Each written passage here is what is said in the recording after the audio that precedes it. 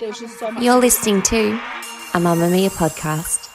Mamamia acknowledges the traditional owners of land and waters this podcast was recorded on.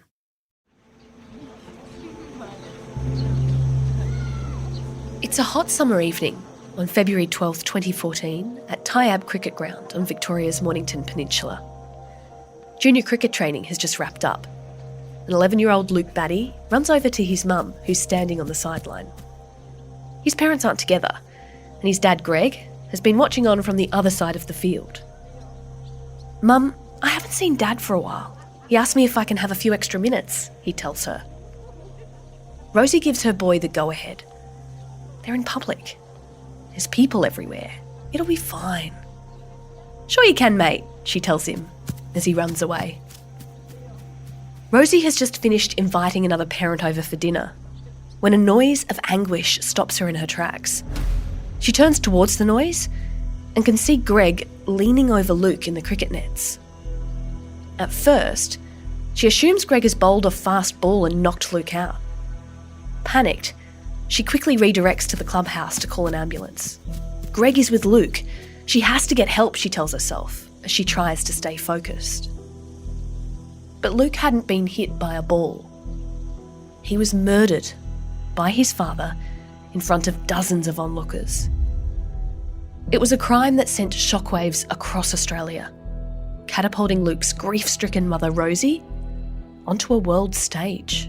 Rosie Batty is nothing short of extraordinary, having turned unspeakable tragedy into a force for good.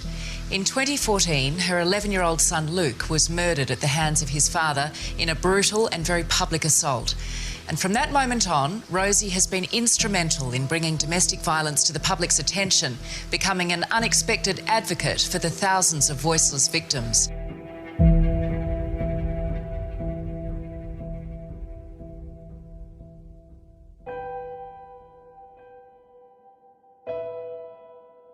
I'm Gemma Bass, and this is True Crime Conversations, a Mamamia podcast exploring the world's most notorious crimes by speaking to the people who know the most about them. Right now it's Domestic and Family Violence Prevention Month, and we're focusing solely on stories in this space. We've reached into our archives to relive cases that rocked Australia. And a warning, this episode does go into the details about how Luke died. It also talks in depth about domestic violence. Greg Anderson attacked his son with a cricket bat and then stabbed him. He himself died after he refused to surrender and police shot him. A distraught Rosie wasn't allowed to go to her son. Luke's injuries were too horrific. She sat for hours nearby in a police car in shock while investigators were with her little boy's body. He had just started Year 6. He was happy, empathetic, a beautiful, kind little boy with blue eyes and dark blonde hair. The next day, Rosie addressed the media. She gave an emotional speech about domestic violence. No one loved Luke more than Greg, his father. No one loved Luke more than me. We both loved him. He was a little boy that felt pain and sadness, and he always believed he would be safe with his dad. And if anything comes out of this, I want it to be a lesson to everybody. Family violence happens to everybody, no matter how nice your house is, how intelligent you are. It happens to anyone and everyone. The following year, a coroner ruled that no one could have predicted that Luke would be killed by his father. But the inquest did point out a number of gaps in the family violence system in the lead up to his death. Greg had been abusive towards Rosie for years. He'd never hurt Luke, but he had threatened to kill her. By the time Luke died, there were 2 apprehended violence orders out against Greg, and he was facing 11 criminal charges. Most were related to family violence, some were related to child pornography. Rosie had been grappling with the courts for years, trying to negotiate custody arrangements. On the day Luke died, Rosie had considered calling police when Greg turned up at the cricket oval, but she decided against it because her previous attempts to have him arrested had proved fruitless. Rosie Batty had called out for help, time and time again. The authorities were well aware that he was a threat. It's been 10 years since Luke's murder, and in 2024, the way we handle domestic violence cases is improving, but only slowly. According to the Red Heart campaign, at the time of recording, 35 women and 4 children have been killed by violence so far this year. We've had a decade to fix the holes that were brought to our attention with Luke's murder, and we're moving at a snail's pace. For Rosie Batty, this year is a solemn one. As of next year, she will have lost Luke for as long as she knew him, and it's a thought she's constantly wrestling with. How many more preventable deaths will we permit? How many more before we realise how deep disrespect towards women and children runs in our culture? In the face of this unimaginable horror and pain, it's easy to become a pessimist. I have, more than once. In times of overwhelming sadness, I will myself to remember that change is already happening and we are making progress. Since her son's murder, Rosie has been advocating for changes in how we think and treat domestic and family violence. The 2015 Australian of the Year is hopeful we can achieve the cultural and systemic change needed within a generation. In 2021, Rosie spoke to Jessie Stevens on this very podcast about her story, her son, and the system. Here's Jessie.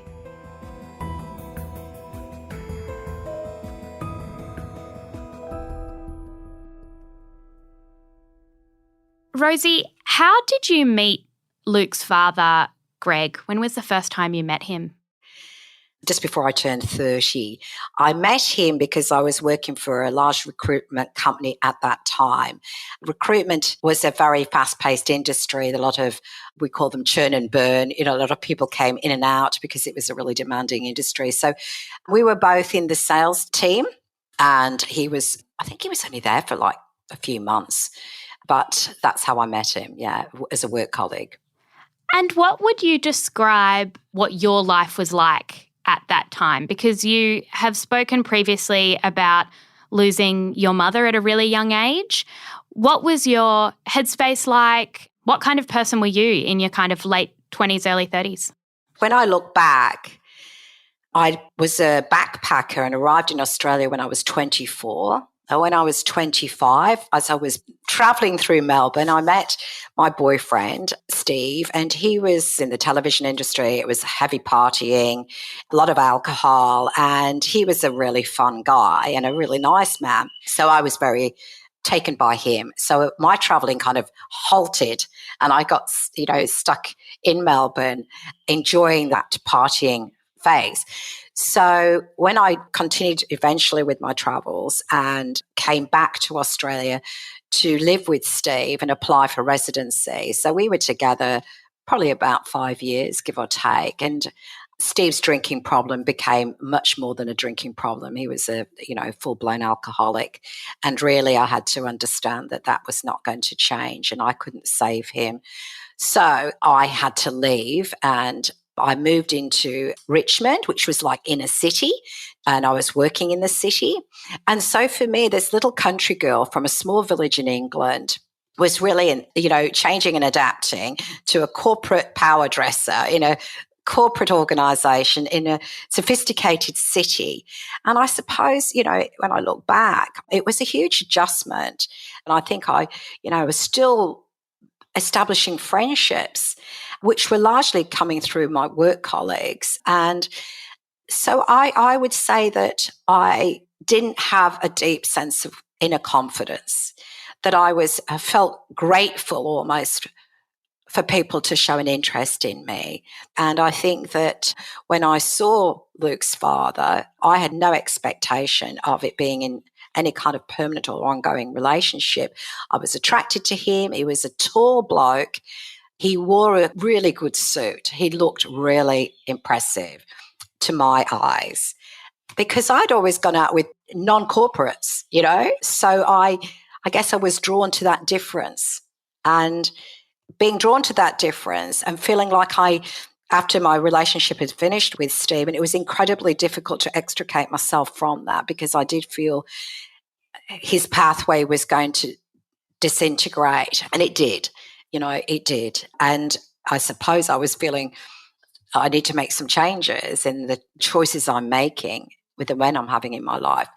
So that was how it started, really. And, looking back, there were signs that were saying to me from the very onset, this is not going to be a good relationship for you. But, I guess I'd never been really rejected in a relationship before. I'd always been adored by my boyfriends, and I didn't understand certain behaviours because I kind of kept trying to explain them to myself and then probably looked at it as, being something wrong with me and kept trying to kind of, I suppose, make him like me because I couldn't quite accept rejection probably when I look back at it. What were some of the signs early on that maybe this relationship wasn't right? This is a long time ago now, but I think on my 30th birthday, I met with friends in a restaurant in Camberwell, and afterwards we came back to my house in Richmond, and my friends were so pleased for me to have a boyfriend, and they all thought he was very suave looking, and they were really encouraging and really pleased for me. But by the end of that evening, which went into the early morning, nearly all of them said, you need to get rid of him, he's a dickhead. And I couldn't quite understand what they were referring to, but really he'd hit on several of the friends in that evening, or he'd said stuff to them that was either not funny but verging on blatantly inappropriate. And then at work, many of the girls and women had said, Greg has said this to me, or he's touched me, and I would just, I guess I don't know why I didn't see that as a total red flag. I don't understand why I made the allowances for that kind of behaviour. I certainly wouldn't now, not any way, shape or form. But I guess back then I was confused. I didn't quite know how to understand that. When I challenged him about it, he'd kind of dismiss it or deny it. I think a lot of women could relate with having that relationship.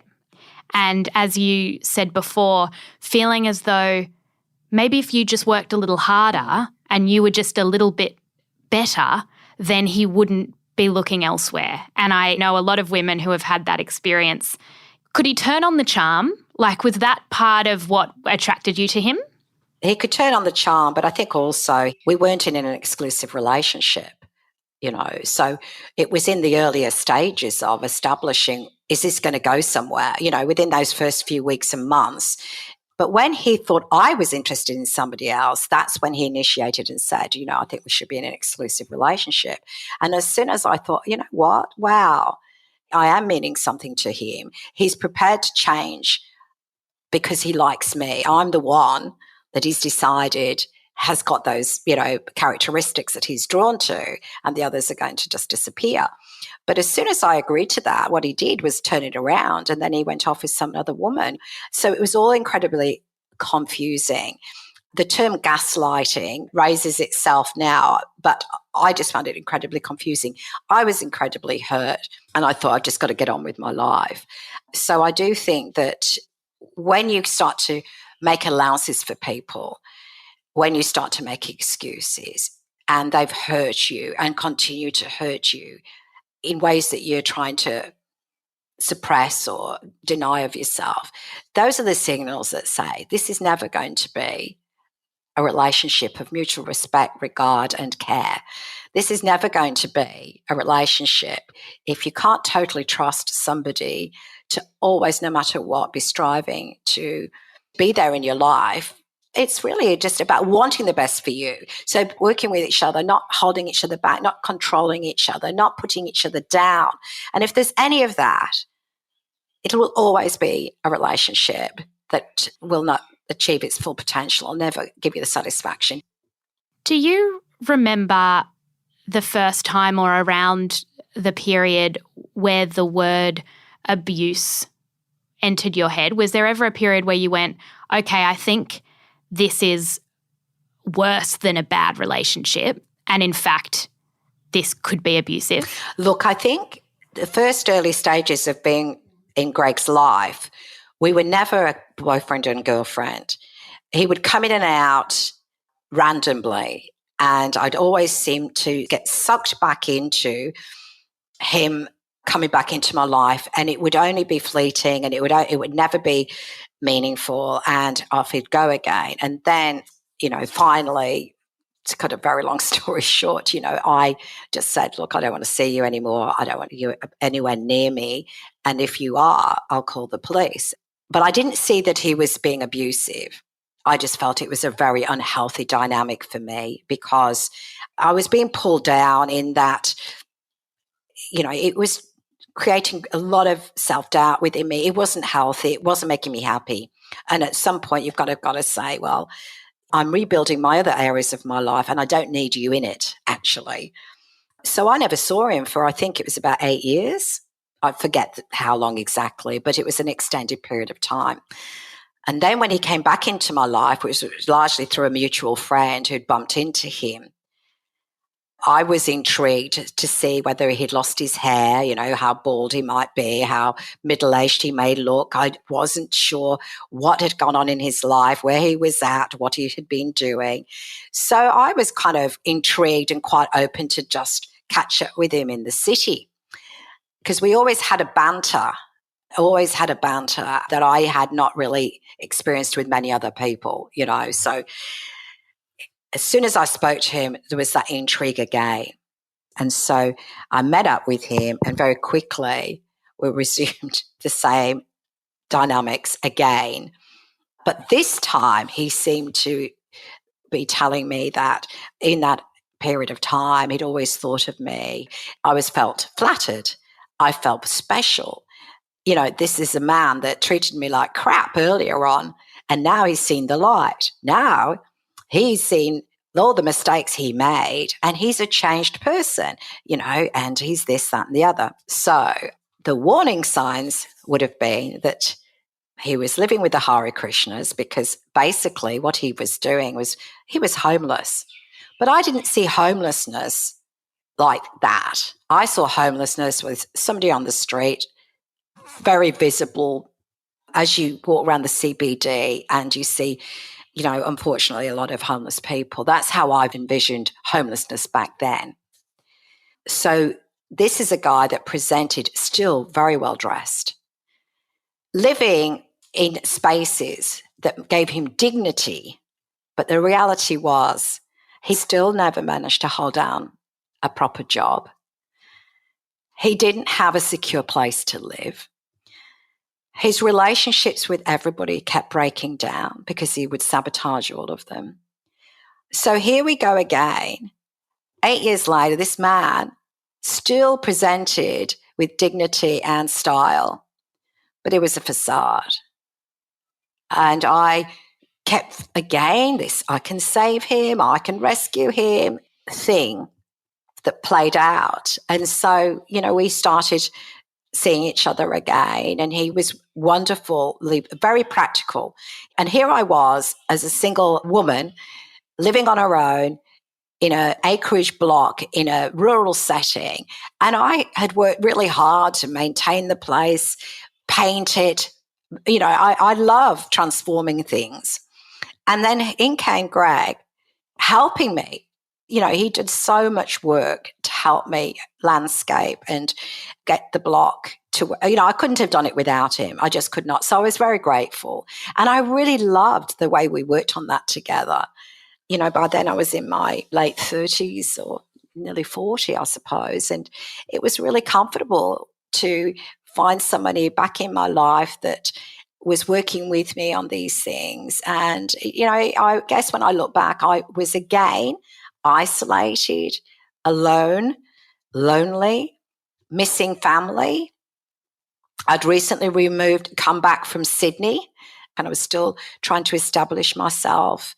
My friends in Melbourne had kind of started to have families. They were very preoccupied with their children, of course.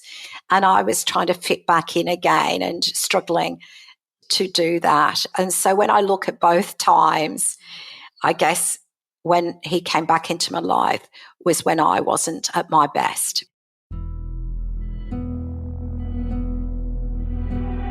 You're listening to True Crime Conversations. Up next, Rosie discusses how pregnancy changed her perspective on her relationship with Luke's father.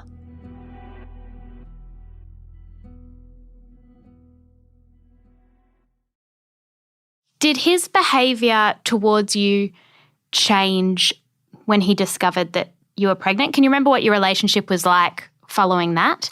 Look, there were times within our relationship in those early stages where I would be very concerned about his behaviour, sometimes out in public. Like you could see this kind of paranoia thing come over him, and he'd be really unpleasant with other people, but also how it clearly changed him. Something would come over him. I would challenge him, and what initially was a challenge and how we initially would argue, it then became worse, where I was then very intimidated. I would say to him, this is verbal abuse. So I did have the words, and I did realise that this has gone beyond just as having an argument. I'm powerless. I don't know what to do, and this is not appropriate behaviour. So I would challenge him on that. And when I knew I was pregnant, around that time, there were certain things that cropped up and how he treated other people that made me really concerned. And I thought, my brother would never behave like this. My father would never behave like this. I really am uncomfortable with the way he's acting and reacting.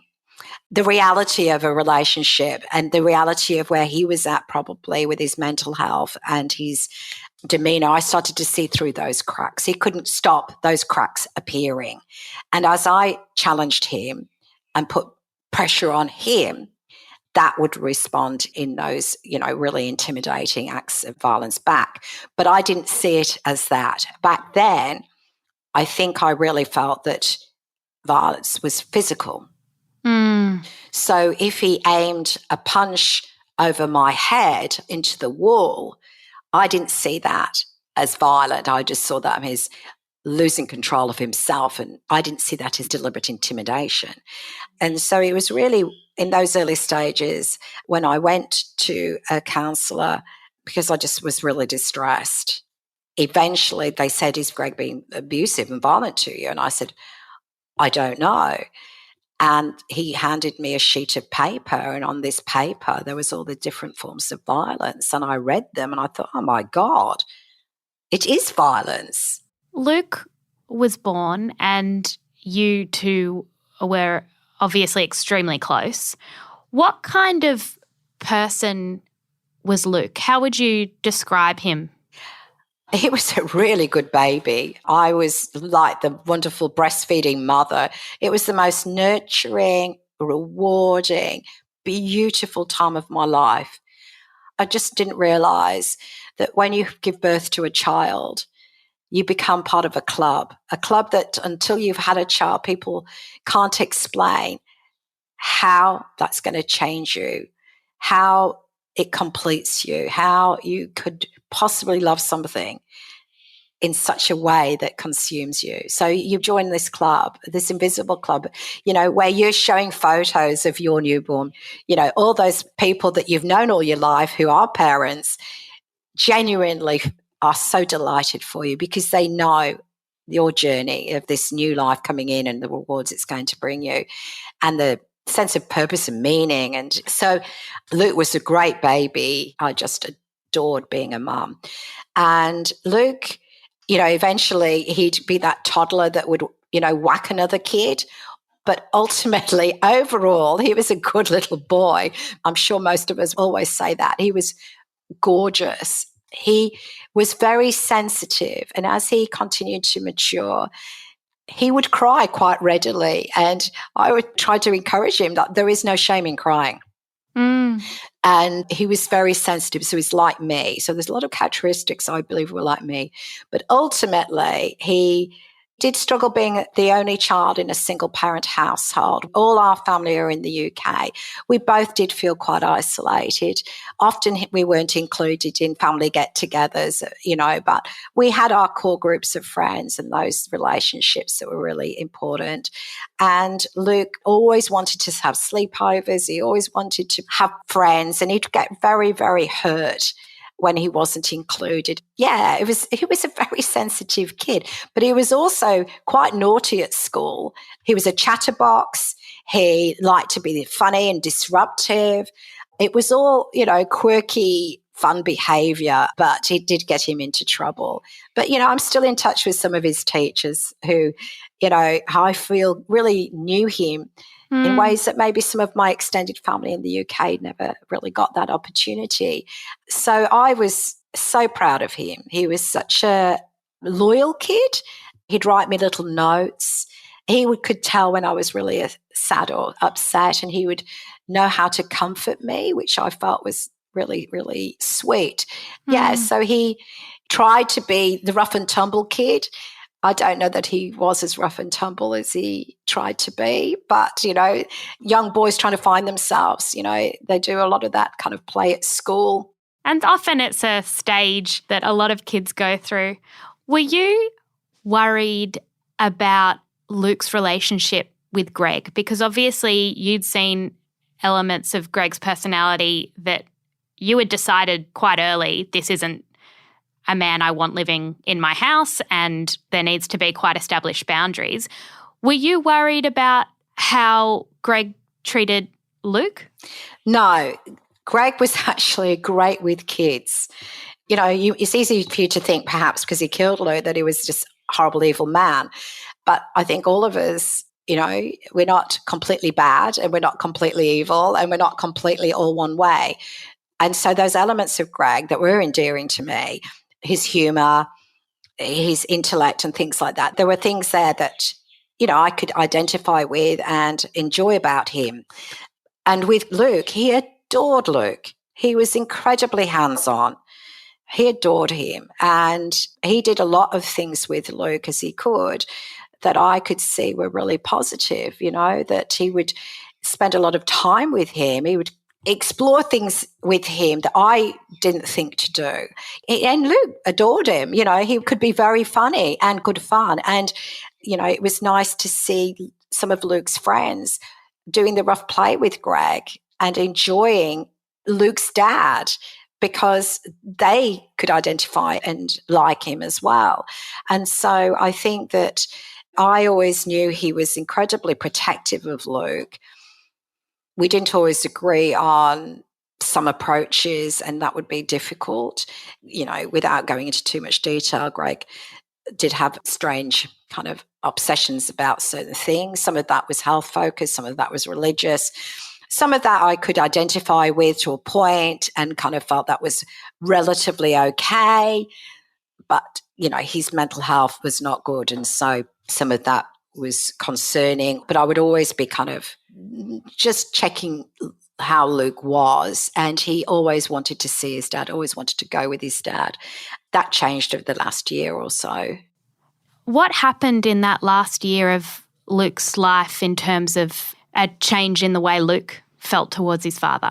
Well, Greg, because of his living situation and his financial position and God knows what else was going on in his life, because, of course, I never knew anything that was going on in his life. I just knew it would be chaotic.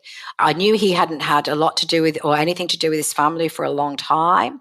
So his life got more and more isolating. He was living out of his car, lots of things. So he wasn't in a position to have Luke much, which suited me brilliantly. So he would, arrive here and just take Luke for a couple of hours to the beach or something like that. Or he'd do sports with Luke and take him to the cricket or take him to footy. And I thought, that's great. That's just enough.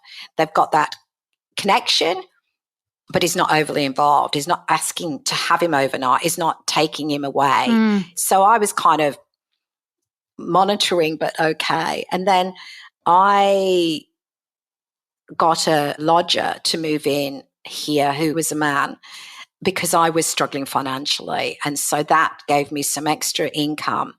As soon as Greg knew that there was another man living in this house, even though it was, of course, not a relationship, his behaviour became incredibly problematic. And I just thought, I'm not having this anymore. I'm not having this anymore.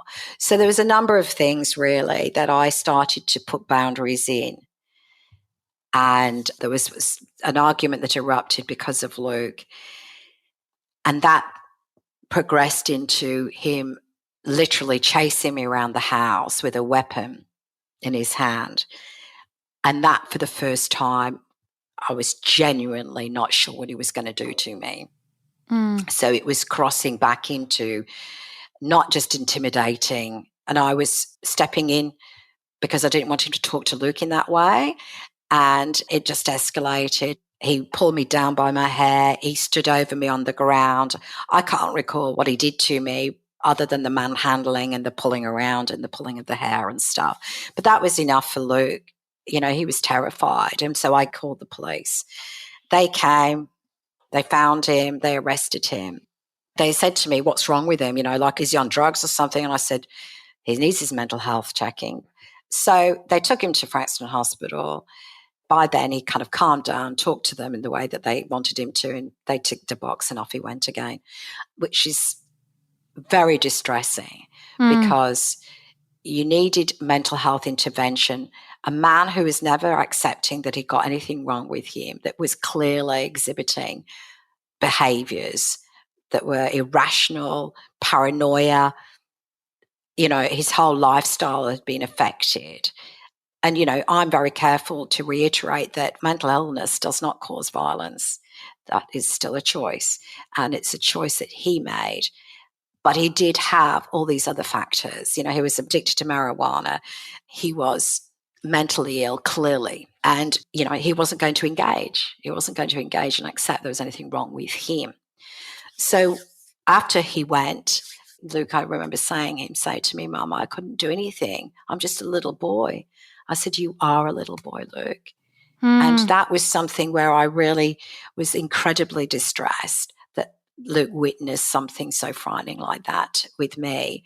And then he threatened me one day when he came, and I wouldn't let him into the property, and he was just at the gate.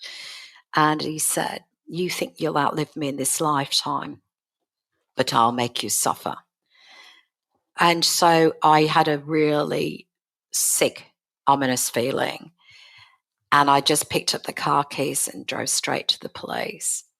And then Luke started to share with me and said, Mum, Dad's shown me a knife, because he used to live in the car, so he'd have a knife to peel vegetables and stuff. And this is my memory. He said something like, I'm tired of this lifetime, and it could all end with this. So as soon as I heard that, Luke kind of wouldn't or couldn't expand on that. I then started to think of all the difficulties Greg has been through in his life. He's always kind of come through them. But when you talk like that, you've got suicidal ideation. I was really concerned, and I thought I could envisage him taking Luke and them committing suicide together in a car or something like this. This is where my mind was going. And so I went to the courts, and one magistrate that really understood the risk more than I had even understood the risk. But my forensic psychologist started to say to me, Rosie, this man has mentioned a knife several times. You need to be incredibly concerned about this man. But they were concerned for me, never Luke. You know, and that's what she said to me after Luke died. I never saw the risk to Luke. And because his threats were so subtle and he didn't make them all directly to me, it was when they all got pieced together that you started to see this pattern and this inevitable decline and all these red flags that we put together after Luke got killed, but no one puts them together at the time. So ultimately, I then didn't want Luke going with Greg. So, you start the circus of the intervention orders and then making the charges of threat to kill. And, then he doesn't turn up to court, and then you find that the police haven't served him with papers because he's homeless and it's too hard for them to find him. And then you start to realise that you turn up to court with huge dread and anxiety and fear, and no one's there and it goes nowhere and nobody does nothing. And then you realise this is another tactic, because the longer it is where nothing happens, kind of disappears. Yeah, the police don't turn up, and all of this. So a year later, nothing had happened. No charges had been made because he never parented.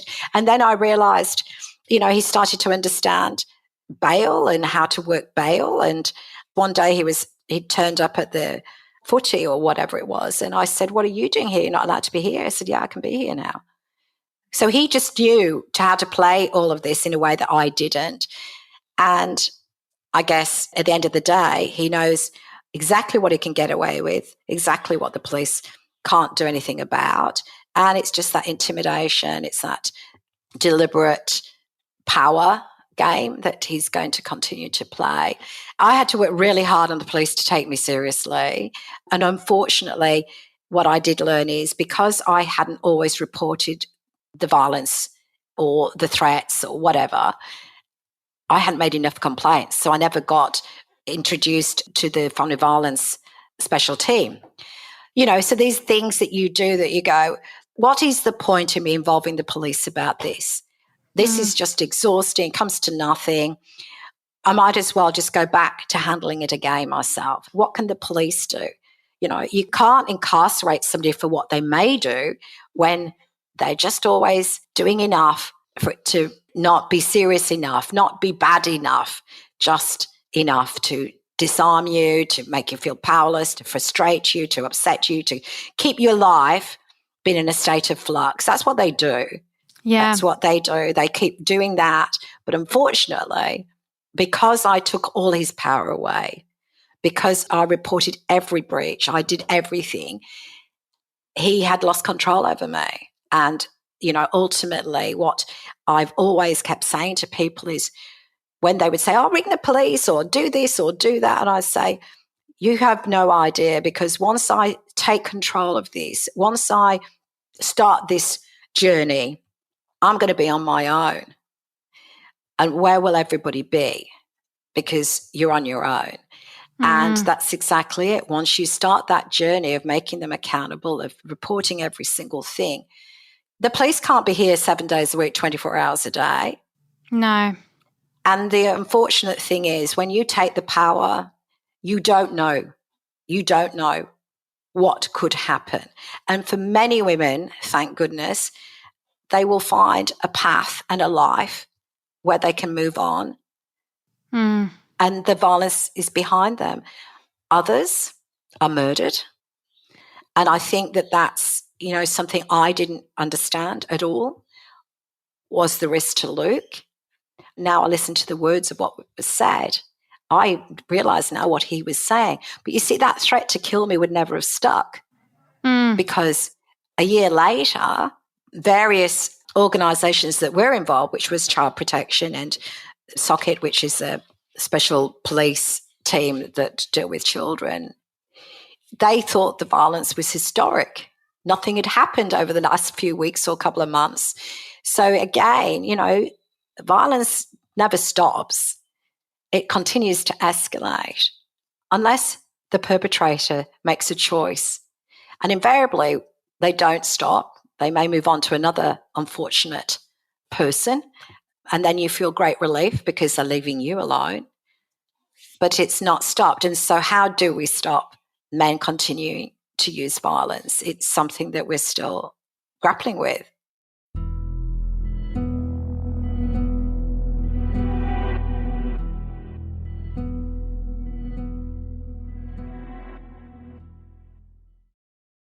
On February the 12th, it escalated to the worst degree possible when Greg did kill Luke at cricket practice. It's a story that I think is imprinted in the minds of many Australians. And you spoke the next day, I believe it was, about what had taken place, and that was the opening of a new conversation, I think, in the Australian public's mind. Finally, I wanted to ask you, when you spoke that day, what was it that you wanted to say? What was the crux of the message that you wanted Australia to understand about family violence and the way in which it does escalate? Well, I didn't have a script. I was in shock, really didn't have an agenda, didn't even think, but out of stubbornness, went out to greet the media because I felt it was me that should speak to the media to ask them to leave rather than somebody else do that for me. And what I really clearly said, which I have continued to reiterate, is that family violence can actually happen to anybody. And I think that, here I am in a lovely neighbourhood, in a beautiful setting with a lovely house. It happens to women like me. It's not just Aboriginal women from low socioeconomic areas. It's not just a certain type. And that's really what I wanted to convey, that if it can happen to me, it can happen to anybody. I think we all feel safer when we think it's going to happen to somebody else. It's not going to affect my life, and it's not people like me that this happens to. So for me, I didn't for a minute recognize Greg as someone capable of murdering his son. I thought those kind of men must have been horrible to their kids, cruel and evil people, look a certain way, act a certain way. Now, Greg was very well-mannered. He could be very engaging and humorous. He wasn't evil in the entirety of what you would expect as a monster. He's a bloke, just like my other male friends. And I didn't think somebody I knew, somebody I'd had a relationship with, somebody who loved his child and had been so attentive and kind and demonstrative with him, it's beyond my comprehension. It still is, to think you could actually brutally murder your child. I will never understand how you can ever get to that place, and most of us can't. But these kind of acts happen all the time. And the common thing people will say is, this is such a quiet neighbourhood, nothing like this ever happens. It doesn't matter where you are, what street you live in, what town you are in, that will be the thing. This never happens in places like this. And the community are shocked. They feel deeply impacted because, yes, it happens to every community like this, because it's everyday people going through their everyday lives that trauma and grief happens to. And I think the other thing too is that I can look back now and, a lot of my good friends, people who cared for me, people who were really at different times concerned for me, but certainly when I look back, we don't realise that we victim blame. We just did not realise that they put all the pressure on me to fix the problem and then blame me for not doing enough when there is only one person to blame, and that is Greg, who actually chose violence. Mm-hmm. People don't realise, well, what can you do? There isn't a magic solution here. You think the police and the justice system can change your life? Well, no, they can't, and they don't. And there may be some good outcomes for some people, and that's great to hear that those things happen. But for a hell of a lot of people, the system is as traumatic as the violence you're experiencing. The judgment and blame from a patriarchal system that is designed really to benefit men, it's still astonishing. And people don't believe it until they find themselves in that system. And as a victim, you work so hard to be believed. You work so hard for someone to take you seriously. So hard. I mean, when this happened to me, breaches of intervention orders were not considered by the police. So you went to all the trouble to get this damn intervention order that everyone says you have to have. And then when you report a breach, they go, oh, well, that doesn't sound very serious, or that's not very worthy of our time, or that's not going to stick in court, or, So ultimately you go, well, if you're not going to make him accountable, what was the point of me going through all of this to get to that? But also, what message does that send the perpetrator when he knows I can get away with this? And the other thing that I guess still really upsets and infuriates me is, all violence to any woman is abhorrent and wrong. But a woman who is attacked and killed on the street still has a very different response to a woman killed and murdered in her own home. And, here we are again, still judging people, and women particularly, for being out at the wrong time, walking on their own, or blaming someone for wearing the wrong clothes. And yet you can be at home in one place you are supposed to be safe, and you're more likely to be murdered there by someone you know.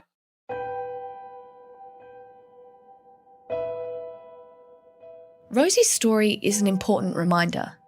Domestic violence can happen to anyone. It's happening to people you know. As women, we're used to fighting for this cause. And right now in 2024, the onus is really on men to join us with the same sense of urgency. Because it's not all men, but it's almost always a man perpetrating domestic and family violence. And unfortunately, many families will still be able to see themselves in Rosie's story.